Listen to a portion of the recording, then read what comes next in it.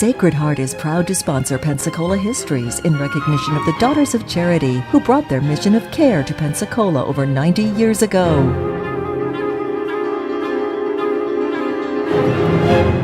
Hello and welcome to our continuing story of Pensacola, North America's first place city.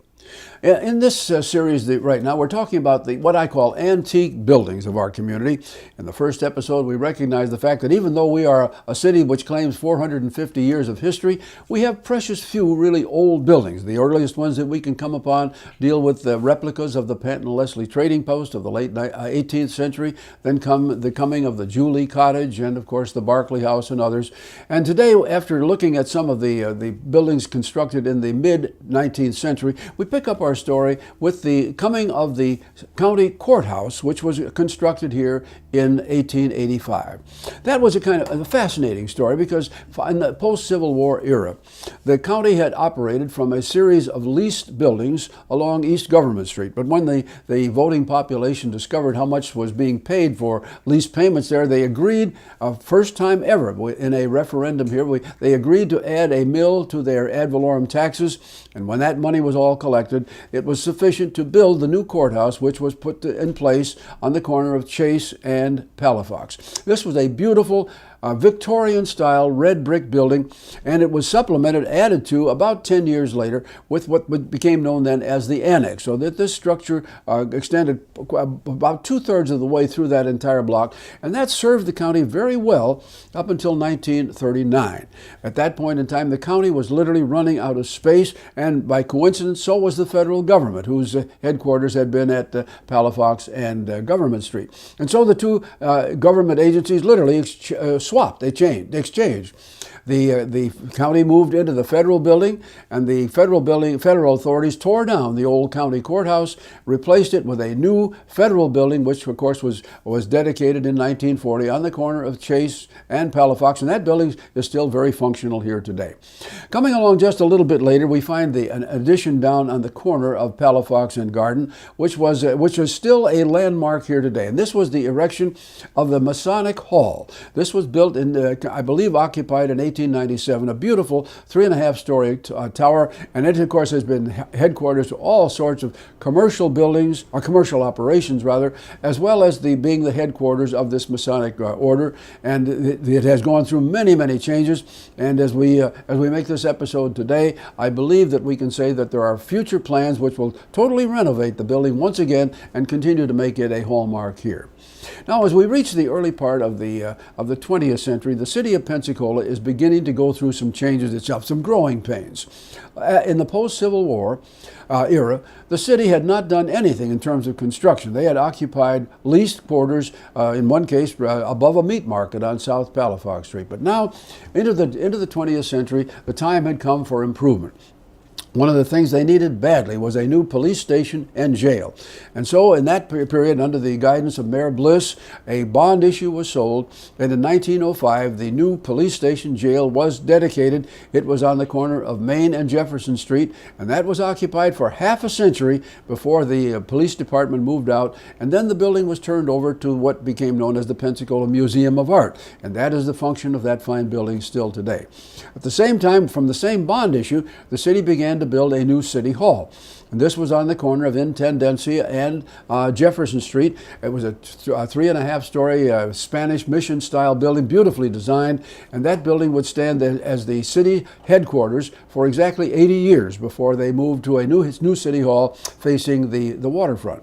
When that happened, of course, the old city hall was acquired by the state and transferred to the Preservation Board. It was reestablished and remodeled and became the T.T. Wentworth Jr. Historic Museum, which it still is today. About the same time, a lot of commercial construction was in progress. In 1903, a former bar owner, entertainment owner, business owner, by the name of Christian Thiessen, decided that he wanted to do something strong for the community, and so he used some of his savings and built a 5-story office building on the corner of Romana and Palafox. And the Thiessen building opened for use in 1903. 1903. It has been rededicated, renovated many times. For many years, it was the headquarters for Fisher Brown Insurance. And into the 21st century, it now houses a bank and a number of other professional services. It has been beautifully restored and is still a wonderful landmark building for our community. Within the same decade, two other great ventures took form. Number one, in 1908, after 8 years of occupying a portion of the old Opera House, the American National Bank had grown to such a size that its officers wanted a new structure, and they purchased the old Clubs building on the corner of Palafox and Government Street. They leveled that structure and then built an 11-story office building, which made that building the tallest building in all of Florida at that time. The American National Bank occupied the first two levels, as they would for the next 34 years. After a time, of course, they then were sold. The bank was sold to the Florida National Bank System, which in turn was sold to the First Union Bank and on to Wachovia. But in the course of time, the building itself was purchased by a number of other operators and been restored, and is a beautiful landmark, part of our downtown culture today. At almost exactly the same time, the two entrepreneurs two lumbermen actually, one named James Mulden, the other F.F. Bingham, decided that this community was not going to progress further unless it had a first-class hotel. And so Bingham and Mulden worked together. They went to the stewards of what was then called the Palafox Street Methodist Church, and they purchased their beautiful establishment there, and they tore the buildings down and erected what became known as the San Carlos Hotel. When it opened in 1910, the San Carlos had 150 rooms. 12 years later, it was considerably enlarged so that it had many, many more rooms. It had many more public areas, and of course, what became known as the Great Gray Lady of Palafox Street would continue to serve as a primary social magnet for the community up until the early part of the 1980s. Now, another part of the construction that took place at almost exactly the same time dealt with what many people call the primary business block of the community. That block, which is bordered by Palafox, Garden, Romana, and Balin Streets. In the 1880s and 90s, this block had, piece by piece, been acquired by two very active businessmen. One was Francis C. Brent, the president of the First National Bank. The second man was William A. Blunt, who was a prominent attorney. And these two men had acquired the properties. They had built essentially two very significant office buildings. One was owned by Mr. Blunt. It was right on the corner of Palafox and Garden. The other was owned by Mr. Brent. It was 2 stories high and ran south on Palafox Street. And that was going just fine until a fire wiped out virtually the whole block on Halloween night in 1905. Immediately, Mr. Blunt and Mr. Brent went before the public and said, we are going to rebuild bigger, better, safer than ever, and they did. And the result of that, of course, was the 7-story Blunt building, which is there today, and the 3-story Brent building, which continues to serve beautifully on South Palafox. And that whole complex, the whole block itself, or virtually the whole block, was acquired and restored in 1980-81 by the Rainwater family in what became known as their new enterprise. They called it Durnford Enterprises, taking the name from the great British engineer of the 18th century.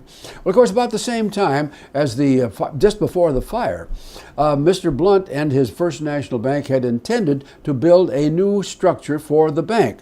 And the plan was to build they had purchased property at 215 South Palafox, right next to the county courthouse. And so they were going to build a 9-story structure, which of course would have met all of the office needs of the community for some time to come. But then came the fire, which of course required the Blunt and Brent, as we mentioned a moment ago, to rebuild. And when they did, of course, and built their much larger structures, there was no need for the 9-story structure. And as a result of that, the people at the First National Bank sort of fell back. They made another survey and study and decided that instead of a 9-story building, they would build a typical bank building, which they did on the same property at 215 South Palafox. And that was the structure, of course, which the First National Bank would occupy beginning in 1908.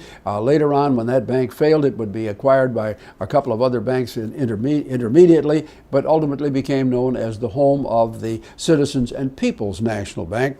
And of course, in more modern times, that bank had closed. The property was sold to the county, and now it is the place where Miss Janet Hawley, the tax collector, has her operation. And a beautiful restoration has been done inside and out on that building as well.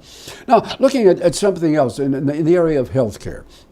Over the period from the end of the Civil War forward, Pensacola, even though its population was growing very rapidly, did not have what we would call first-class health care facilities. There were a series of small hospitals that were located in former residences, and this went on through the period up to 1915. By then, the population was over 20,000, and so at that point in time, several physicians, led by Dr. Walter C. Payne and Dr. Allen Ames and Father Kennedy of the Catholic Church, put together a plan. They got the city to agree to give a block of property if the Sisters of Charity of Emmitsburg, Maryland, would come to Pensacola and erect a first-class hospital and then also run it. And so the negotiations took place, and in 1915-16, the new hospital was built on North 12th Avenue. And of course, the sisters would operate that facility beautifully until the year 1963, when they in turn moved to a new campus along North 9th Avenue. In the subsequent years, the old Sacred Heart Hospital building has been remodeled and restored and is now being used in a host of other things as well. Okay, looking to some of the other things that have happened. In 1903, by 1903, the Lutheran Church had been growing significantly, and by this time they had an initial facility, as we mentioned in another chapter. They had built a facility on West Garden Street. Now in the 1920s, they elected to move and built their new church up on Wright Street at the corner of Balin. A beautiful church, which with a number of restorations is certainly a landmark worth seeing today. We need to mention also the beginnings of the Sanger Theater. Now, the Opera House, which we had mentioned in our previous episode, had been built in 1885. It had been raised after the storm of 1917, and all of the materials from that, or many of the materials from that building, had been saved. The contractor named Charlie Turner had saved them beautifully, and so when he was contracted to build by Julian Sanger to build the new theater, Charlie used a lot of the brick out of the old Opera House and then many of the interior decorations to put together the new theater. And even though we've just gone through a major restoration there, next time you go down to the Sanger, I urge you to, first of all, as you walk up to the building, look at the brick, and you'll see that virtually all of the brick that was used on the exterior came from the old Opera House, so we've gotten a lot of good use out of that. And then when you step inside and sit down and start to look up and look around you in the theater, you'll recognize that many of the beautiful decorations that are there had been originally used in the Opera House in 1885. Well, we can close out with another little story. Basically, we've had other churches that have come and gone. One of the latest that came into being in this same period, in the early part of the 20th century, was the Gadsden Street Methodist Church, which came about because the Methodist Church was expanding east and north, and a group of people got together along 9th Avenue. First of all, they built a little Sunday school. Then this was exchanged. It was used also by the school system during the week, and finally, the growth was so significant that the money was raised, and the Gadsden Street Methodist Church came into being in 1903 and is still there with us today. The same sort of thing can be noted of Temple Bethel. The temple's first structure was on East Chase Street beginning in 1876. That structure burned in the early 1890s, was replaced by another wooden structure. That burned in 1929, and at that point in time, the congregation of Temple Bethel built its beautiful temple on the corner of Palafox and Cervantes. Well, summarizing it all, we have had many wonderful opportunities to look at architecture of varying styles here in Pensacola. Our residences, our commercial buildings, our business buildings, all of these things have changed with the times. And as we drive around Pensacola today, we can say we are very fortunate in the fact that many of these buildings have been recognized as having value, and people have stepped forward and have saved them, restored them, so that we can be very proud of Pensacola today.